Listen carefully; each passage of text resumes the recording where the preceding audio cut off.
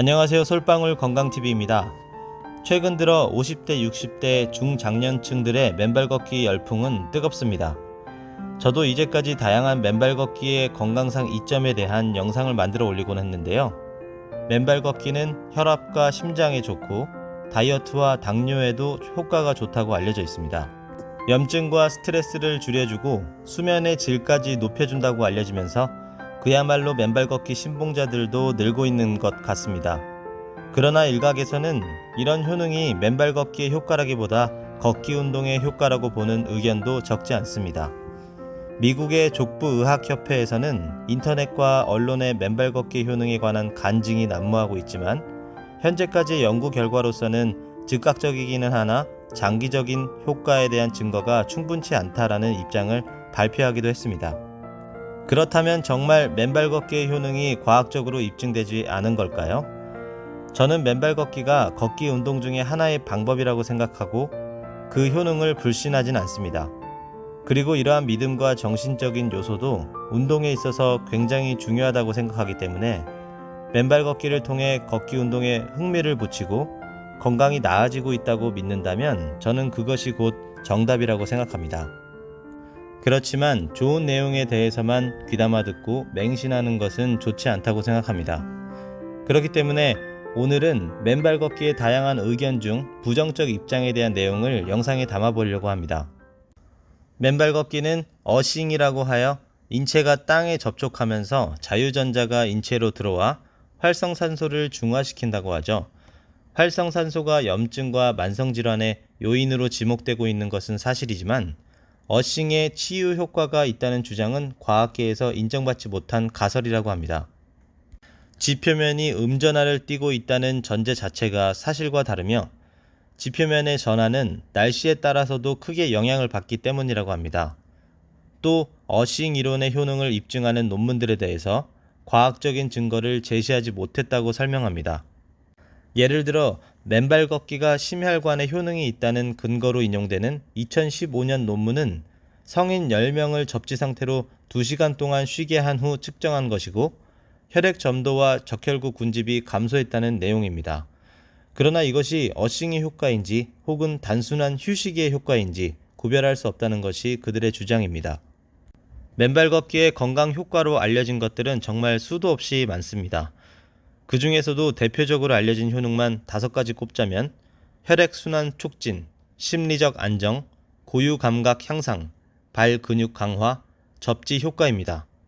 그러나 맨발 걷기를 말리는 사람들도 대부분 접지 효과를 제외한 나머지의 효능들에 대해서는 그 효능을 인정하거나 중립적인 입장을 취하는 경우가 많습니다.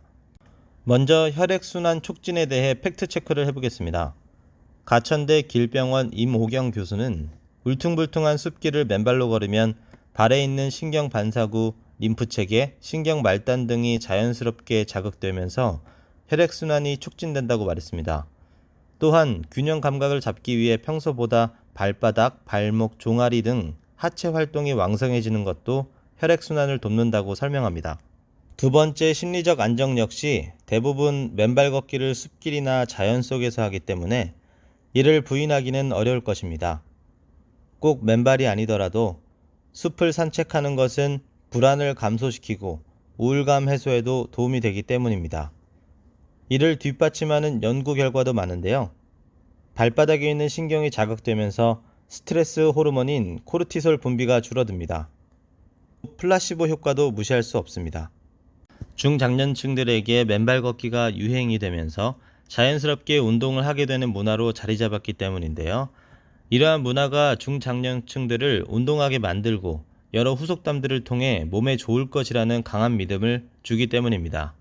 세 번째 고유감각 향상은 맨발로 직접 예상할 수 없는 지형을 밟다 보면 이 감각이 향상된다는 것인데요. 고유감각은 자신의 자세, 평형, 운동 방향, 신체 위치 등에 대한 감각입니다. 이것을 향상시키면 우리 몸의 움직임을 빠르게 인지하도록 하고 균형 감각에 굉장히 도움이 됩니다. 갑자기 넘어진다거나 균형을 잃는 일은 노인들에게 매우 치명적일 수 있는데요. 균형 감각 향상은 치명적인 실족이나 낙상 등으로부터 크게 다치는 것을 미연에 예방할 수 있습니다. 그러나 맨발 걷기를 반대하는 사람들은 신발을 벗고 맨발로 걸으면 지면에 닿는 위치와 하체 근육의 움직임이 달라진다고 주장합니다. 신발을 신으면 뒤꿈치가 먼저 닿지만 맨발로 걸으면 발의 중간이나 앞쪽이 닿기 때문인데요. 때문에 맨발로 걸으면 무릎이 덜 펴지고 보폭은 줄어들어서 걸음 빈도는 늘어나게 됩니다. 맨발 걷기는 발바닥에 과도한 부하가 걸리고 바닥 굴곡근 사용이 증가하기 때문에 족저근막염을 악화시킬 수 있다고 합니다. 이를 예방하기 위해 자신의 발바닥 상태를 점검하고 무리하지 않는 것이 좋겠습니다. 네 번째 효능인 발근육 강화 역시 신발을 신고 걸을 때 사용할 수 없었던 근육을 맨발로 걸을 때 사용할 수 있기 때문에 좋다고 알려져 있습니다.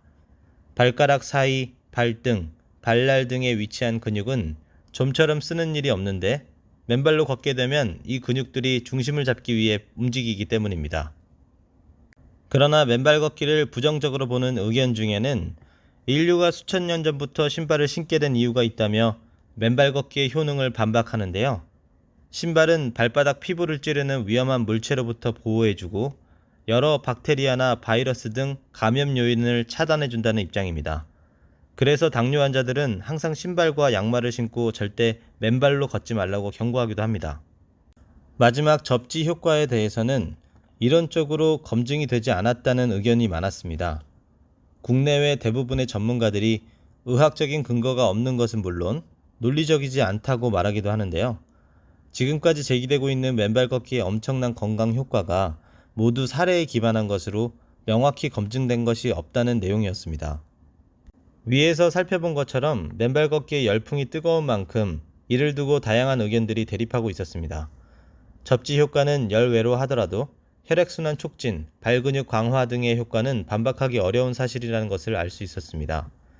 그리고 앞서 말씀드린 것처럼 심리적인 효과도 운동을 지속하는 데 있어 강력한 동기를 가져다 준다고 생각합니다. 중장년층들은 여러 맨발 걷기의 명소를 찾고 숲속을 찾아 걷는 운동을 하는 것만으로도 큰 이득이라고 생각합니다.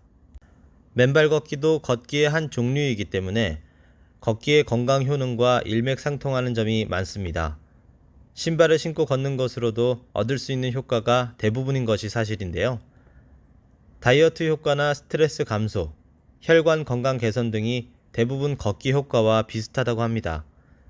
세대를 막론하고 걷기 운동이 좋다는 것은 명백한 사실이니 맨발로 걷든 네 발로 걷든 본인에게 적합한 운동을 꾸준히 하는 것이 가장 바람직하다고 생각합니다.